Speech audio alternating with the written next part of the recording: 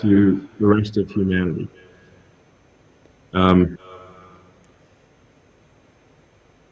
Yeah, I mean, that's it. That's it, really. Yeah. Well, Elon, thank you very much. All right, thank you. And one more thing, Elon. When we started this session, we started with Elvis song. A little less conversation and a little bit more action, please. And you certainly have done that. Even in the middle of the night, you just put on candles to save energy. So thank you for appearing in front of us. This is the funniest thing I've ever seen. I'll see you soon. All right, thank you so much, Pak Nindya Bakri, for the light and also meaningful conversation with Elon Musk. Actually, honestly, Elon and Pak Anin, I was wondering, was it real Elon Musk? But it was, yes, it was really Elon Musk, because the concept was in the dark. Thank you, gentlemen. Thank you. Thank you. It's a groovy night and I can show you how to use it. Come along with me and put your mind at ease. Hey, less conversation. All right, so we got Elon Musk already. We got Mr. Chow, and it's really interesting what Elon Musk had to say earlier about Twitter, that he has also confirmed that creators, maybe many of you here are also content creators like myself, will be able to monetize their content on Twitter. And there's a development as well, maybe you have heard about this, of $8 that accounts have to pay to get their accounts blue checked, or for those people who have blue check mark, they have to pay $8 per month.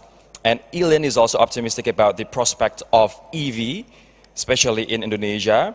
And it was really interesting when Pak Anindya asked about why sending people to Mars when many people on Earth still think that Earth is flat. And he said that, I find it to be a very interesting future. The world has always had problems that we need to fix. And life is not only about living life, but dream about something too, excited about something too, that makes us happy to wake up in the morning. That's really meaningful, and hopefully it will inspire many, many people here, especially the Gen Z. And a message for the Gen Z that he said was, what future do you want? That was really meaningful. All right, ladies and gentlemen, let's now move on to the next session. We will have a keynote address from the Executive Chair of Bezos Earth Fund and Executive Chairman of Amazon. This is no less interesting, I guarantee, addressing the topic of balancing global economic growth and environmental protection. Please allow me to welcome Mr. Jeff Bezos.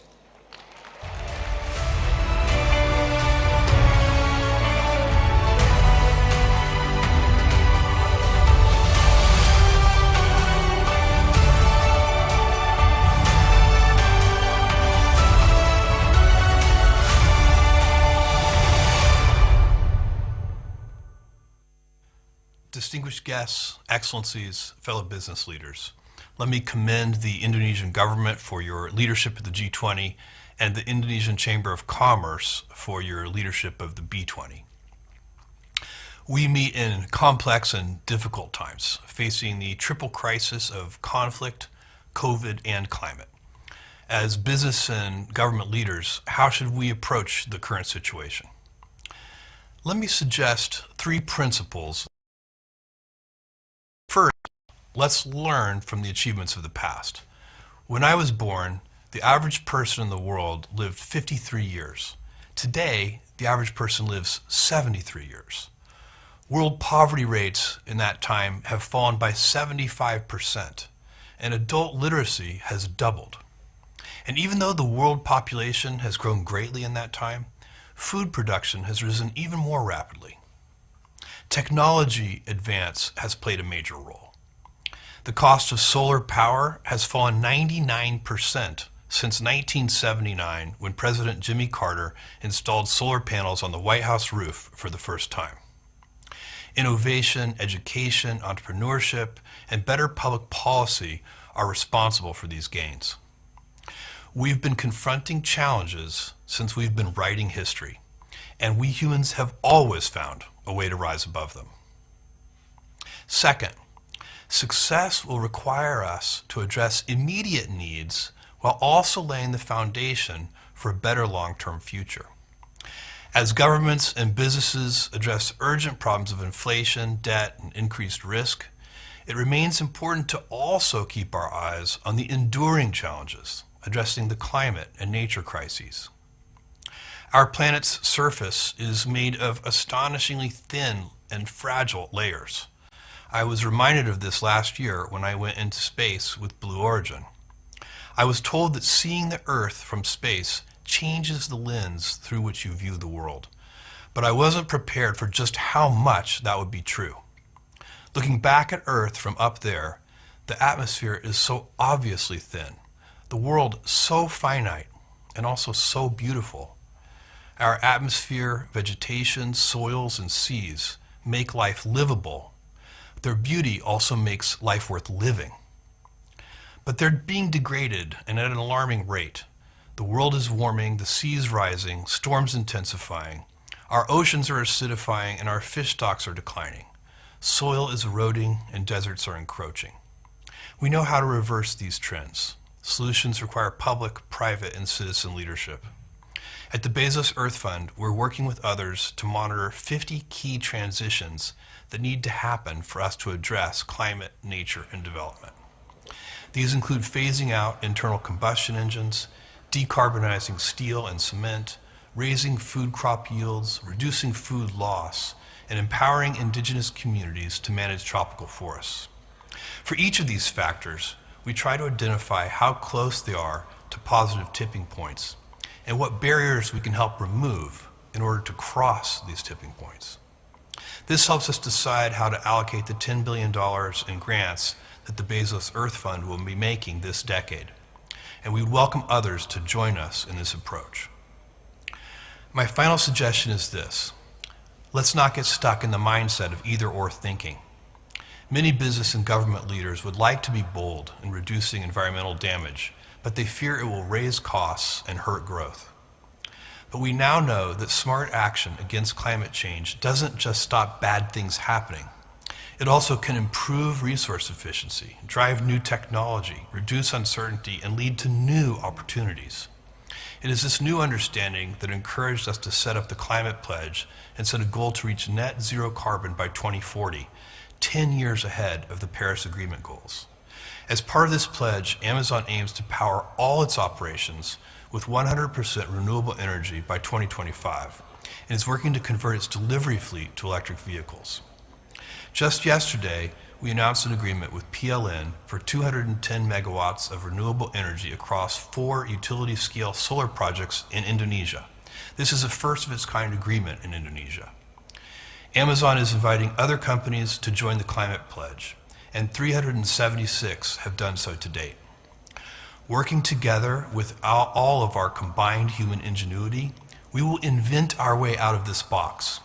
We will protect this planet and improve economic growth and well-being. We will do both. Our human challenges are big, but by walking side by side, working together, our human capacity to solve them is even bigger. Don't lose faith, and never ever let anyone tell you it's impossible. Thank you.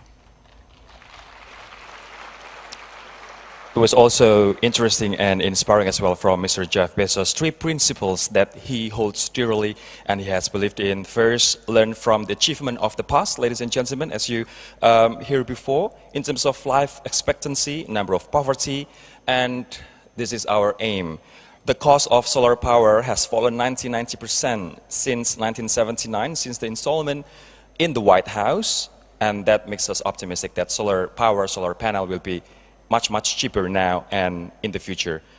We've been confronting challenges since we've been writing history, he said, but we've always found ways to rise above them. Jeff Bezos also mentioned that success requires us to address immediate needs, but also lay the foundation for better long-term future. And it's really interesting as well that he pointed out about the collaboration between Amazon and PLN. PLN is Indonesia's electricity company for 210 megawatt of renewable energy across 4 utilities scale solar projects in the country. All right, let's now move on to the next agenda, ladies and gentlemen. We will hear a keynote address to lay the foundation of our next panel discussion on the topic of how public-private partnership can accelerate transformative economic growth. And now please allow me to welcome to the stage the head of Nusantara Capital City Authority. Please welcome Mr. Bambang Susantono.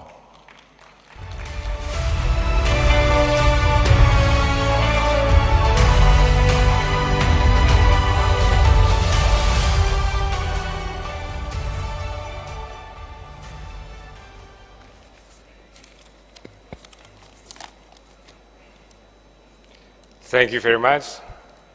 Distinguished guests, honorables, ladies and gentlemen, I see here also the chairwoman of Business 20, Ibu Sinta Kamdani. Congratulations so far, Ibu. A very good day to all of you who is joining us in the sessions, and it is a great pleasure for me to join here at this Business 20 Summit. And allow me first to convey my gratitude to the Indonesian Chamber of Commerce, Kadin, as the host of this event. Let me open the discussion today by stating a point that is, I believe that all of us in this room agree with, that infrastructure development is key to economic growth in developing countries in particular. Infrastructure provides a more level playing field, opens up opportunities to increase prosperity and lift more people out of poverty. In fact, this is the underlying reasons why for Indonesia to embark on the bold task of creating a new national capital, Nusantara.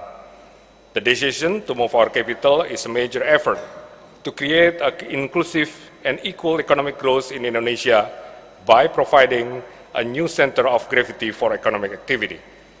This is critical because cities and their infrastructure are one of the key drivers of a country's economic growth, and new city development can act as an important backbone of the local, regional, and national economies, as it provides social and economic benefits to society. When we talk about the cities, we are reminded on the fact that countries need to prepare for massive urbanizations. Take Asia as an example. More than half of the population in Asia will be moving to cities by the mid-21st century. That is about 120,000 people per day, which equal 20,000 new dwellings, 250 kilometers of road, and 6 million liters of clean water that need to be built or provided every day for the next 28 years. The fact alone highlights the massive needs for infrastructure in Asia. A calculation from the Asian Development Bank several years ago suggests that this region will require around $1.7 trillion per year until 2030 to build the needed infrastructure. We need to be mindful that the number was calculated before the COVID-19 pandemic. Certainly, the infrastructure needs post-pandemic will be bigger as government now realize the need to build infrastructures that are resilient against not only financial and climate crisis, but also the health shock. Overall, the government in Asia can only supply about 60% of the required amount to build such infrastructure. Thus, the involvement of private sector is essential, and this opportunity is opened by the public-private partnership, or PPP. But generally, a much wider implementation of PPP has been hampered by a lack of champions and of capacity to push through these precedent-setting projects. Honorable distinguished guests, ladies and gentlemen, in my view, there are three critical issues that need to be addressed to get PPPs on track. One, securing the right knowledge and skills. Two, improving the investment climate. And three, better project preparations. Let's talk about the first issue, the need to have the right people. Sometimes I also like to say that PPP is an acronym for procuring professional people. These people could be government officials with a strong vision to lay the groundwork for PPPs, or they could also be technical experts who make the projects happen on the ground. In particular, the expertise to appraise, manage, and deliver successful PPPs is crucial. Thankfully, there have been efforts to upskill people involved in PPPs. Some global and regional skills accreditation programs are available, as well as some PPP basic training to ensure a common minimum level of knowledge and understanding amongst practitioners. Having such a standard will help provide guidance for obtaining resources with better consistency. The second factor I wanted to touch upon was the investment climate. I hope the distinguished panel can later share the latest situation on PPP investment environments around the world. But I can briefly note some encouraging development in Indonesia. Overall, there has been relatively good progress on a PPP-friendly legal and regulatory framework. There is also a good range of enabling instruments, which include an infrastructure fund for investment, a guarantee fund, a viability gap fund, and a project development facility.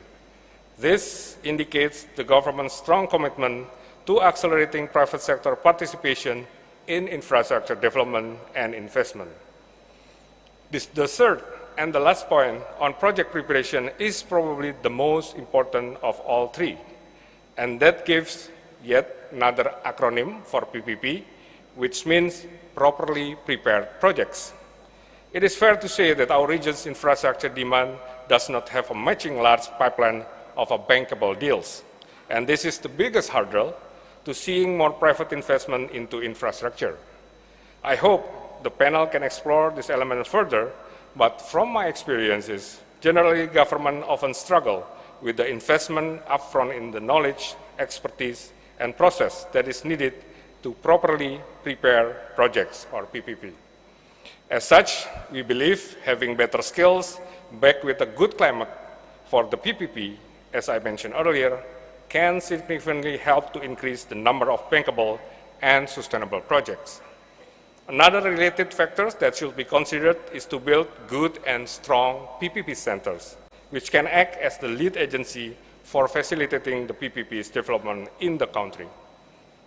Lastly, countries should actively available resources provided by international development agencies, many of which provide PPP advisory service to governments, and with their regional experiences, these agencies can also be a good source of best practices in public-private transactions in other countries, and this can be further strengthen the capacity of countries' authority. Honorable distinguished guests, ladies and gentlemen, let me now briefly update you on Nusantara development that is relevant to our discussion today. Only 20% of Nusantara development will come from the state budget. The remaining 80% will come from various sources. For this, we welcome contributions from private sector, including through public-private partnership, which can be user payment or availability payment schemes, with the government can provide guarantee, partial construction support, or viability gap fund. I'd like to note that the development of Nusantara will closely follow the principle of the ESG, environment, social, and governance. So Nusantara will also be attractive to investors who are keen to make sustainable investment. I'm also pleased to update you that the government is finalizing a government regulation, peraturan pemerintah, that will provide a set of special incentives for investing in Nusantara. This will provide provision of tax holidays, special super tax deduction schemes, and others. I can assure you that the level of incentive that we will offer in Nusantara will be the best incentive in Indonesia. To facilitate business transactions in Nusantara, the government is forming a business entity that will be fully owned by the authority. This enterprise will represent us in commercial ventures, including in managing PPP transactions, and is designed to expedite business-to-business or B2B dealing with the private sector. Honorable distinguished guests, ladies and gentlemen, in summary, I hope you agree with me that infrastructure development challenges are also opportunities. With better skill, a good investment climate, and strong project preparation, we can build the infrastructure we all need to drive the growth. I would like to close by noting that PPPs are not a silver bullet. The partnership should be a core component of a holistic plan to overhaul national infrastructure. We should remain focused on the primary goal of providing quality infrastructure as the key to economic growth and also prosperity, And I'm looking forward to the active participations from every one of us to bring us closer to this goal. Thank you for your attention.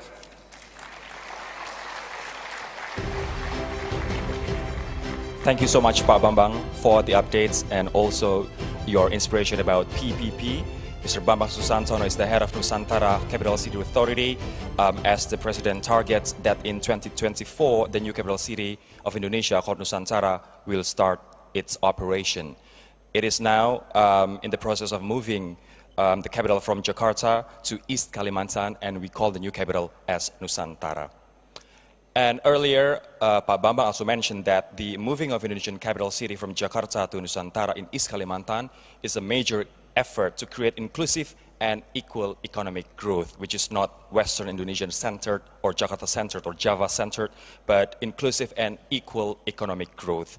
And involvement of the private sector is super important. One of the examples is the development of Nusantara itself, and he also highlighted about the keys to putting PPP on track, which are securing right knowledge and skill, improving investment climate, and enhancing project preparation. Therefore, he also mentioned that PPP is not only about public-private partnership, but also about providing professional people and properly prepared projects. While we're still waiting for the next panel discussion, ladies and gentlemen, let me update you with our schedule after the break later, that we're going to also take a listen to what Her Majesty Queen Maxima of the Netherlands, in her capacity as UN Secretary General Special Advocate for Inclusive Finance for Development, has to say, as well as actress Anne Hathaway in her capacity as UN Women Goodwill Ambassador, speaking about unlocking the full potential of women in the economy. And still talking about Nusantara, though, it is really interesting as well about the update that Mr. Bambang Susantono has shared to us, that Nusantara Funding Scheme, 20% of the budget comes from the government budget, only 20%, and 80% are from other sources, which are public-private partnership, company participation, international financing, and creative financings. And it is a great privilege for Indonesia to update this in front of many business leaders, international business community, that everyone is welcome to participate and collaborate, in which doing business in Nusantara, Pak Bambang divided into two terms, in which under the draft government regulation on investing in Nusantara, there will be tax holiday for investment, tax holiday for office relocation, special treatment on customs and excise, special tax treatment for financial center, and special treatment for value-added tax. All right, now the set is ready, and we're ready to move forward to the next panel discussion. The topic of the next panel discussion is how public-private partnership can accelerate transformative economic growth.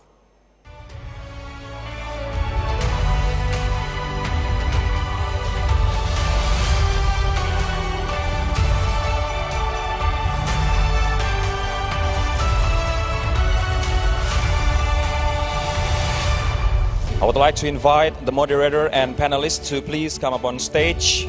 Without further ado, please welcome Mr. Andrew Staples, The Economist Impact from The Economist Impact, Mr. Paul Pullman, co-author of Net Positive, Alvaro Pereira, OECD G20 Deputy Finance and Acting Chief Economist, Bruce Armstrong, Group Chief Executive Officer at Aspen Medical, R. Dinesh, Executive Vice Chairman of TVS Supply Chain Solutions Ltd, and last but not least, Ms. Natalie Black, His Majesty's Trade Commissioner of the United Kingdom.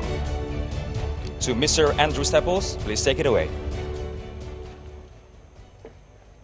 Good morning still. Delighted to be with you today. My name is Andy Staples. I head up the Policy and Insights team at Economist Impact, which is the Research and Insights division of the Economist Group.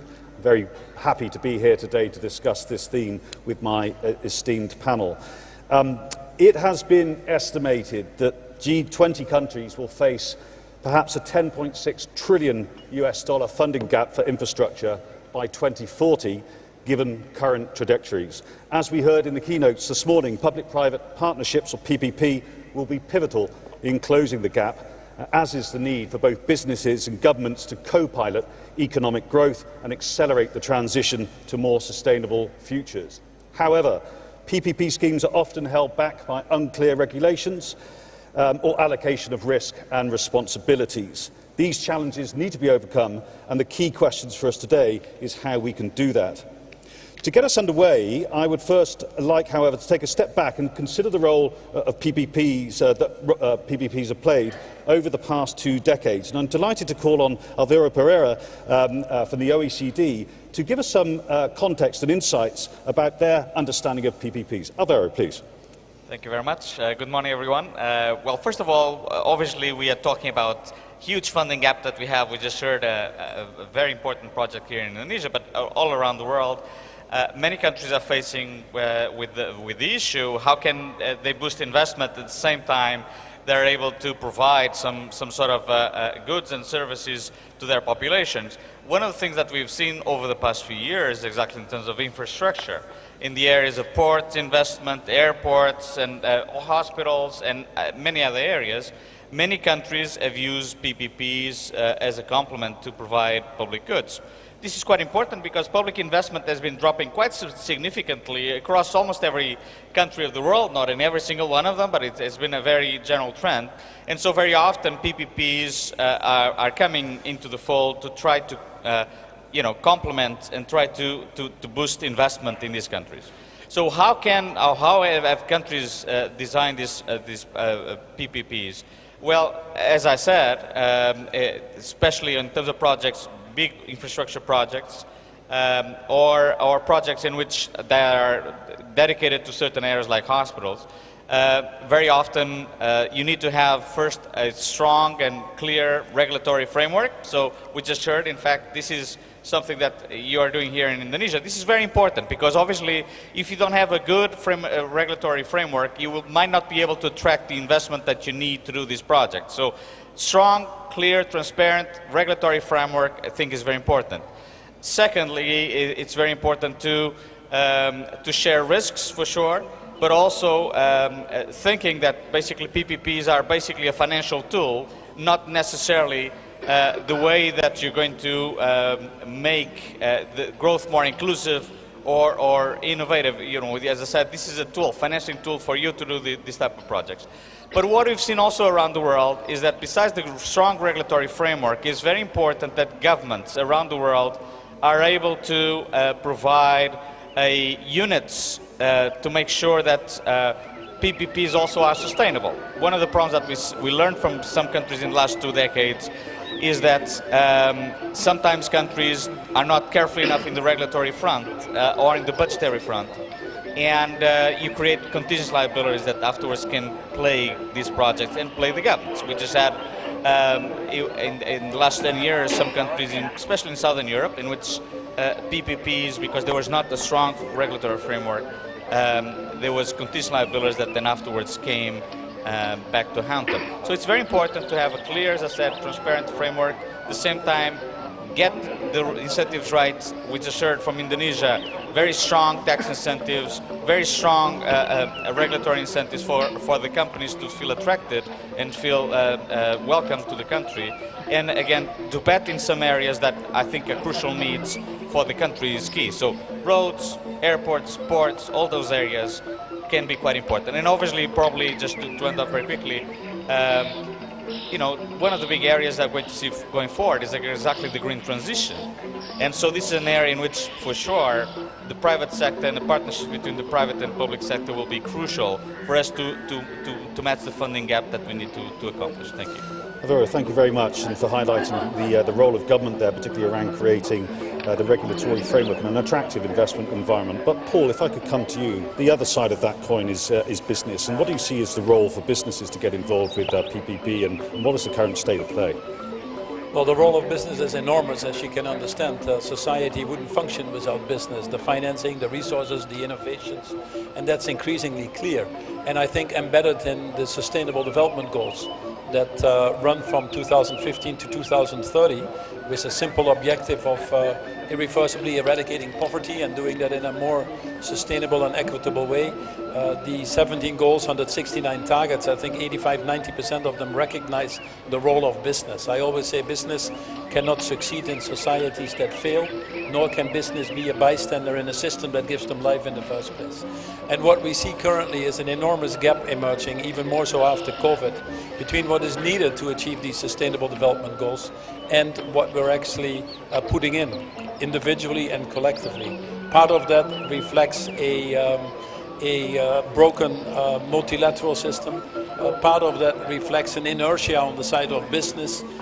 So we need to, a part of that reflects really a lack of funding that flows into that direction. So these are the issues that we need to address individually and collectively, and it's in our interest to do that, to be honest. Now, if you look at the business community, recognizing that the multilateral situation is difficult, that governments have a hard time taking care of what they are elected for, we just have to step up and fill that void. My argument has always been very simple. We benefited from reasonably good governance in the world and built enormously successful businesses. I did with Unilever and being in every country in the world. But when they fall short a little bit, we have to fill that void. And unfortunately, the reality is this audience probably being the exception, otherwise you wouldn't be here. But if you look on a macro level, very few businesses are willing to engage with governments. For example, in the US, where the numbers are more readily available, it's less than 6% of CEOs that say they want to engage with governments. Now, if you look at business people themselves in their business models, very few are also willing to engage with other partners, even in their own value chains. 80% of companies still haven't made commitments beyond scope 1 and 2. Scope 3, for example, which is your value chain, has probably 80% of the carbon emissions. And the reason we're not moving forward at the speed, I think, is because companies define their responsibilities a little bit too narrowly. So the reality is, if we want to make this world better, we have to close that financing gap, which is estimated to be $3 to $5 trillion. That financing gap is going up. It's not going down, unfortunately. If you look at the combined ODAs of governments, you talk $150 billion. That big gap needs to be filled by business. Business needs to step up. Is the most important message. What does that mean at the end of the day? I think in most cases we actually know what needs to be done. We have the technology. On a global level, we have more money than we know what to deal with, to be honest. So how can we now muster, if you want to, the leadership to make that possible? This is not an issue in the end of the day of climate change or inequality or food security. These are symptoms of our failures. The main issue that we have to address, frankly, is greed, apathy, selfishness. And that has crept into the private business world, if you want to, as well. The famous Milton Friedman shareholder short-term myopic focus. And we've done very well to create an enormous group of leaders that are willing to, or that are able to practice that enormously, but it's not benefiting us anymore. So what we are arguing in our book is very simple. When you've overshot the planetary boundaries to the extent that we have, we're living well beyond our planetary boundaries. At the same time, we need to create an enormous opportunity for development in still about 80% of the world. The numbers simply don't add up. We need to do things differently. So the very simple question we ask in our book is, how can companies profit from solving the world's problems, not creating the world's problems? And how can you ensure that as a company that the presence in this world of your company makes this, it makes this a better world, yes or no? And what we see finally is that companies that are positioning themselves very well are companies that first and foremost take responsibility of their total impact in the world. All consequences, intended or not, beyond scope 1 and 2. These are companies that run the longer-term multi-stakeholder business models, hence the partnerships. These are companies that see shareholder value as a result. They need it, they understand that, but they see it as a result of what they do. And last but not least, these are companies that are involved in the broader systems changes that society needs. Optimizing within a current system that isn't designed to deliver anymore only brings you so far. And it's that latter aspect that we need to step up individually and collectively. Thank you very much for bringing that sort of personal leadership aspect of this in there as well, and to echo Klaus Schwab from this morning, that stakeholder capitalism is a crucial context for us to operate in. We're going to get to industry leaders in a second, but Natalie, if I could come to you as His Majesty's Trade Commissioner for Asia Pacific, the UK was a very early user of the PPP mechanism over the past 2 or 3 decades. But how is that informing the role that you have at the moment, particularly around trade and investment from the UK? Thank you very much, Andrew, and good morning, everyone. It seems particularly apt to be talking about public-private partnerships at the B20. This is exactly what we are doing here, and Ibu Shinta, my good friends at CADIN, thank you very much for the way that you've convened us so successfully here. So public-private partnerships. I think the habit is to emphasize the finance aspect of it. That is incredibly important. We've already heard about the huge gap in infrastructure financing, particularly in Asia. So ADB assesses there's around a $2 trillion gap a year. Now the UK is working to try and President Director of Indica Energy and Chairman of the Indonesian Chamber of Commerce and Industry, Kadin Indonesia, Bapak Arsyad Rashid, Chief Executive Officer and Chairman of High Technology Group, or Foxconn, Mr. Yang Liu, our honored guests and fellow media. It is a wonderful afternoon during the B20 summit here in Bali to have this milestone moment, one of the final steps and initial steps to materialize a comprehensive electric vehicle ecosystem in Indonesia. Today, Indica Energy and Foxconn will hand over 5 electric buses to the Indonesian government through BPKM to support Indonesia's prestigious B20 and G20 summit, as well as to promote green mobility in the country.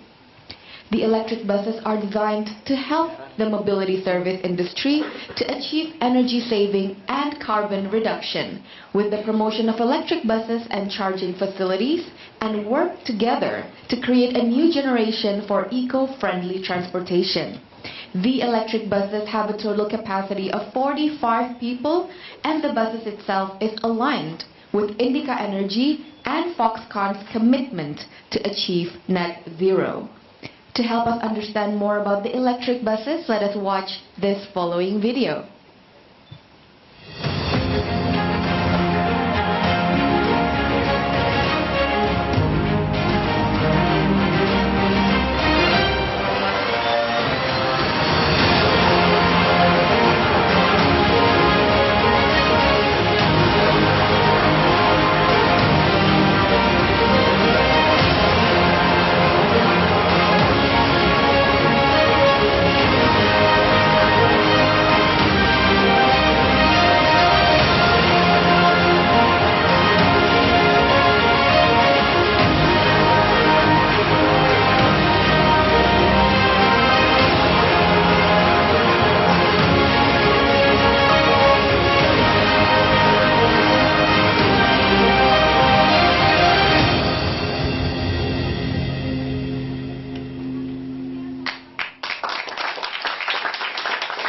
Ladies and gentlemen, a round of applause.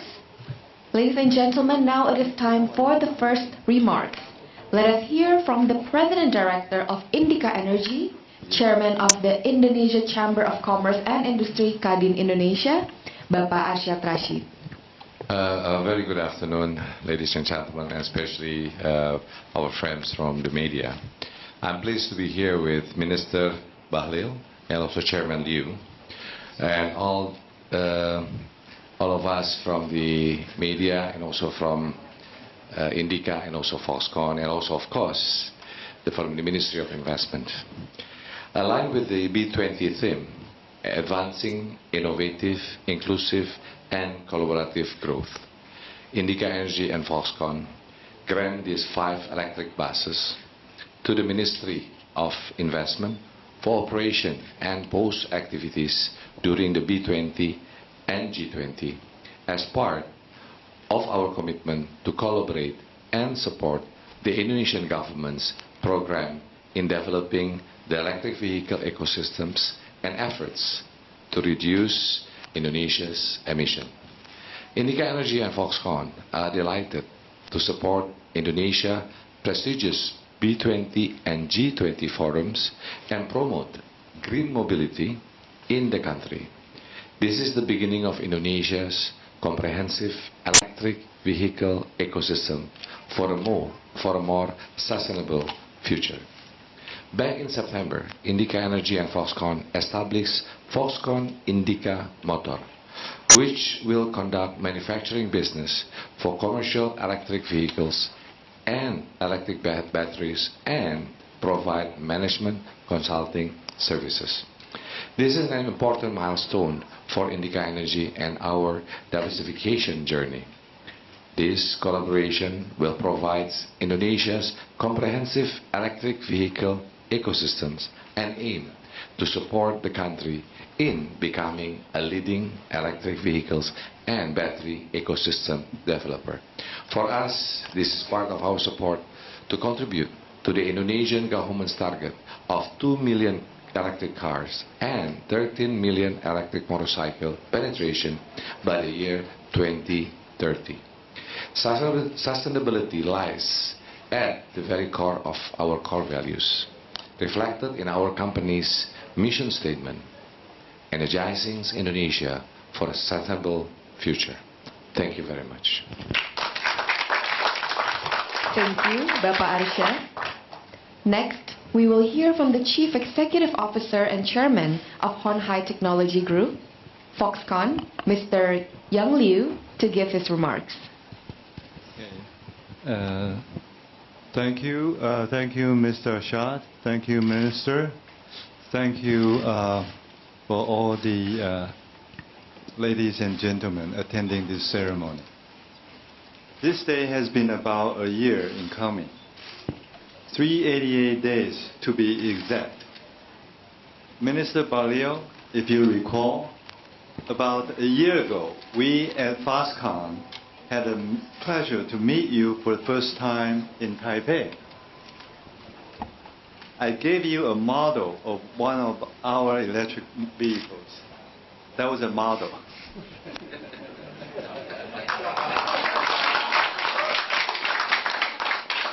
It was a size of your hand at that time. I told you at that time I hope to bring the EV industry ecosystem to Indonesia. Well, my brother, I hope this will be a good start.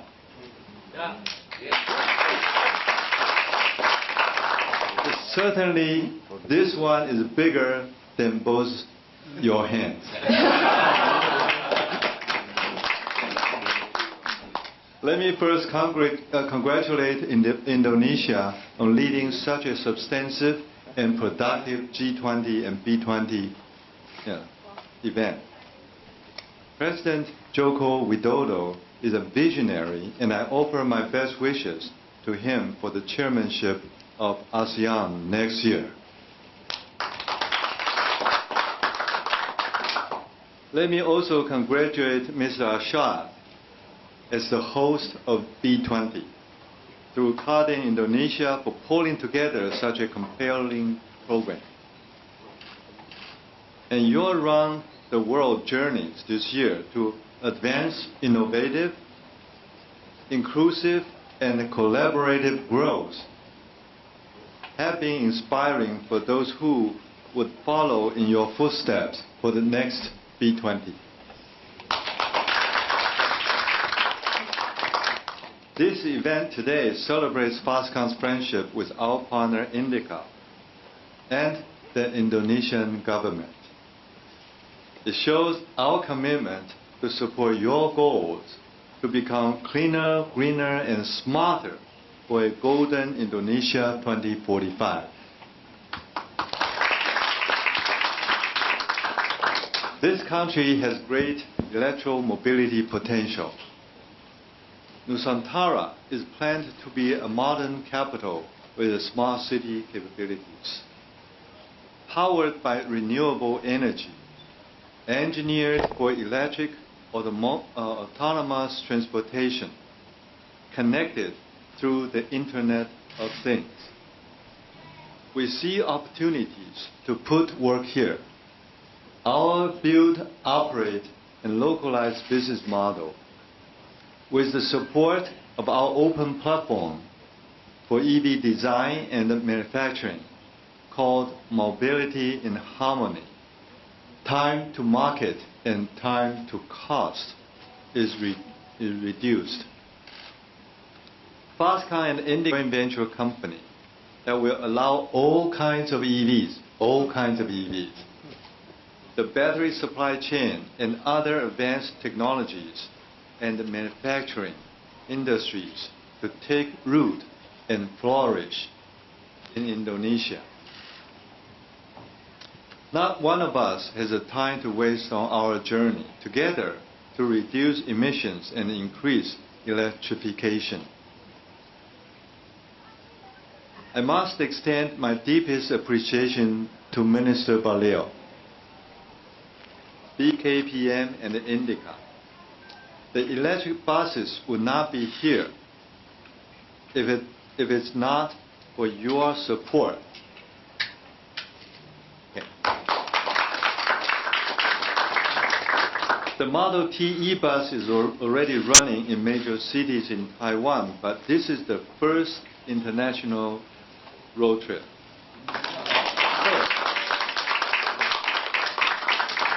I said it this morning, and I'll say it again. Taiwan is your most trusted and reliable partner. Thank you. Thank you, Mr. Liu, for the refreshing and the inspiring remarks. Lastly, it is an honor for me to invite the Minister of Investment and the Chairman of Indonesia Investment Coordinating Board, BKPM, Bapak Bahlil Lahadalia, to deliver his remarks. Kepada Bapak Bahlil Lahadalia, kami persilahkan untuk berkenan menyampaikan sambutannya pada siang hari ini. Terima kasih yang saya hormati Pak Arsyad Rashid sebagai Ketua Umum Kadin dan juga adalah penguasa tunggal di Indica.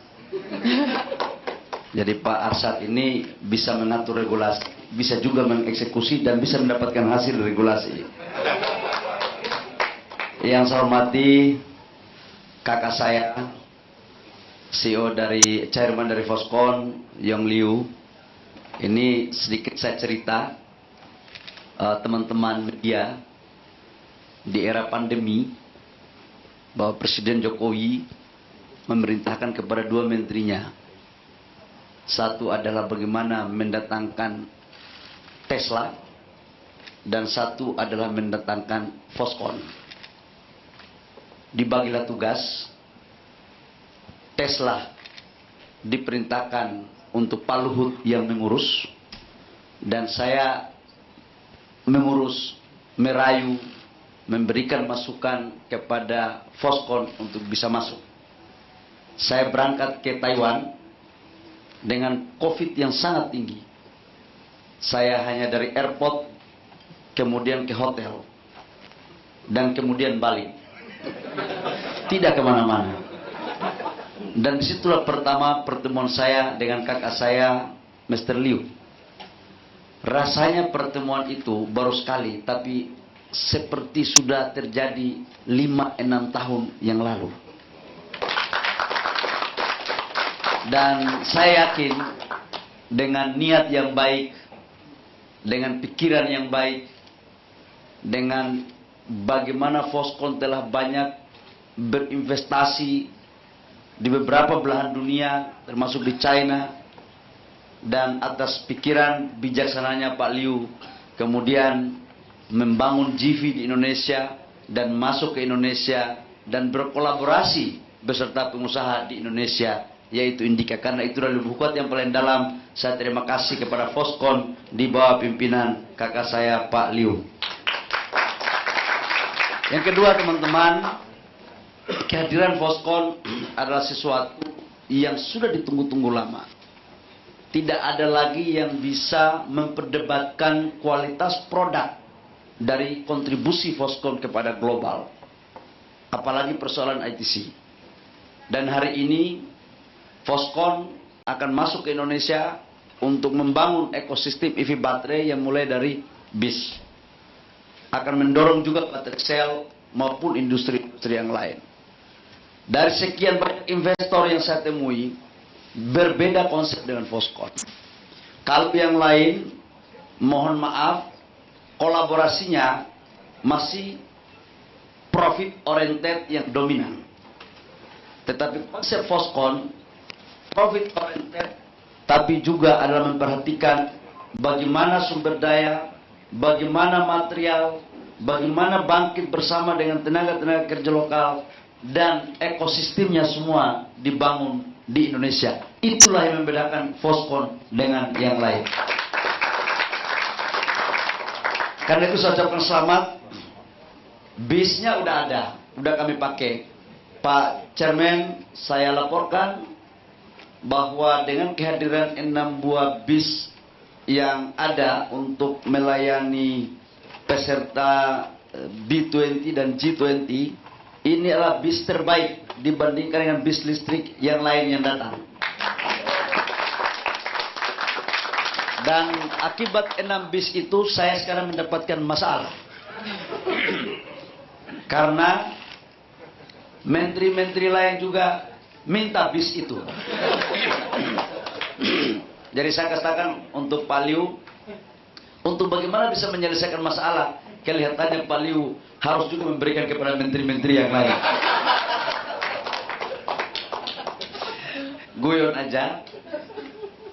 Dan saya pikir Indonesia ke depan akan menjadi salah satu negara ekonominya salah satu terbesar di dunia. Stabilitas ekonomi kita baik. Di kuartal ketiga kita tumbuh 5,72%. Inflasi kita terkendali di bawah 6%. Salah satu pertumbuhan ekonomi terbaik di G20. Dengan stabilitas politik, pertumbuhan kelas menengah ke atas naik terus. Dan juga adalah salah satu negara yang konsisten dan fokus untuk mendorong energi baru terbarukan, green industry, dan yang lainnya.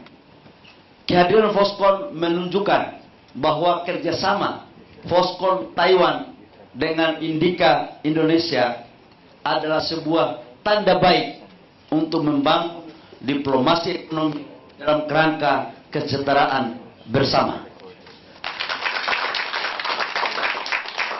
Indonesia negara bebas aktif, tidak mau mengintervensi negara orang, tapi Indonesia juga tidak mau diintervensi oleh negara lain. Saya sama Pak Liu adalah membangun. Jangan-jangan ada yang sabotase begitu masuk politik sedikit. Begitu bicara ekonomi politik kok sabotase sedikit gitu. Saya, Pak Liu dan Pak Arsyad hari ini berada di depan dalam kerangka memberikan suatu pesan bahwa Indonesia penuh kedamaian. Negara mana aja boleh masuk ke sini. Yang penting mengikuti peraturan perundang-undangan yang berlaku. Dan tidak ada perlakuan istimewa kepada salah satu negara tertentu. Semuanya sama di mata Indonesia, termasuk Foskon dan Taiwan dalam rangka membangun ekonomi bersama untuk mencapai kejayaan bersama dan kepentingan bersama untuk berkontribusi kepada rakyat secara global, khususnya untuk green energy. Terima kasih. Terima kasih Bapak Menteri Bahlil Lahadalia. Ladies and gentlemen, next we will invite you to see the electric bus directly in the lobby of the Bali Nusa Dua Convention Center. For this reason, we kindly invite media partners to prepare at the location guided by the events committee team. Thank you everyone and see you downstairs.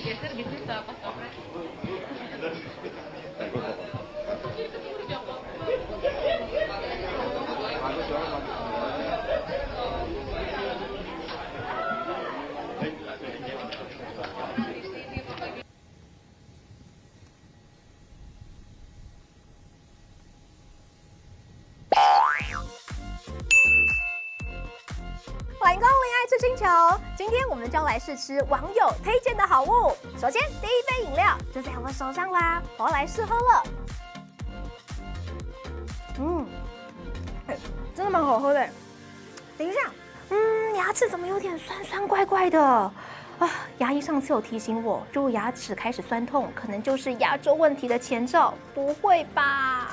你要不要试看看水神漱口水？哎，对耶！除了饭后刷牙之外，使用水神漱口水也可以辅助口腔清洁哦，甚至还可以降低牙周病的发生率。我现在就来使用看看喽。每次含20毫升的水神漱口水，30秒后吐出，不用再用清水漱口哦。水神漱口水荣获国家品质认证标章，可以帮助维持口腔清洁。大家在饭后刷牙之后，也可以使用的是水神漱口水来辅助清洁牙缝间的死角，帮助降低牙周病的发生率，同时也可以帮助去除牙菌斑哦。现在还要告诉大家一个好消息，水神漱口水在中天电商平台快点购独家贩售。如果您喜欢，记得赶紧下单，同时也可以使用的推荐代码 CTI717，全部都是小写的，可以享有折扣哦。